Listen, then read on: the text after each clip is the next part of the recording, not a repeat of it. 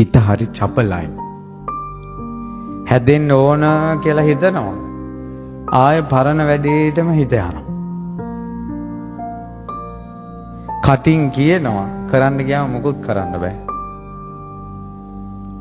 ඉතින් ඒ නිසා මේ හිතේ චපල බව, අවංක නැති බව, ඍජු ප්‍රතිපදාවකට එන්න බැරි බව, හැදෙනවා කියලා හිතාගෙන ආයෙත් පරණ තැනටම යන බව, හිතේ තියෙන මායාව, මේක ඔබ දකින්න එක ඔබට වාසනාවක්. බුදුරජාණන් වහන්සේ වදාලා මේ වංක හිත අවංක කරන්න නම් බුදුරජාණන් වහන්සේම සරණ යන්න. බුදුගුණ හිතන්න ඕන ගොඩක්. බුදුගුණ හිතනකොට හිත ඍජු වෙනවා. ධම් ගුණ හිතනකොට හිත ඍජු වෙනවා. සංඝ ගුණ හිතනකොට හිත ඍජු වෙනවා. බුදුරජාණන් වහන්සේගේ අවංකකම ගැන නිතර හිතන්න. රහතන් වහන්සේලාගේ අවංකකම ගැන නිතර හිතන්න.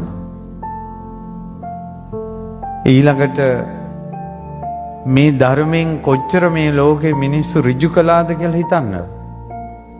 යමෙන් මේ ලෝකේ හිත ඍජු කළා නම් තෙරුවන් සරණ ගිහිල්ලාමයි.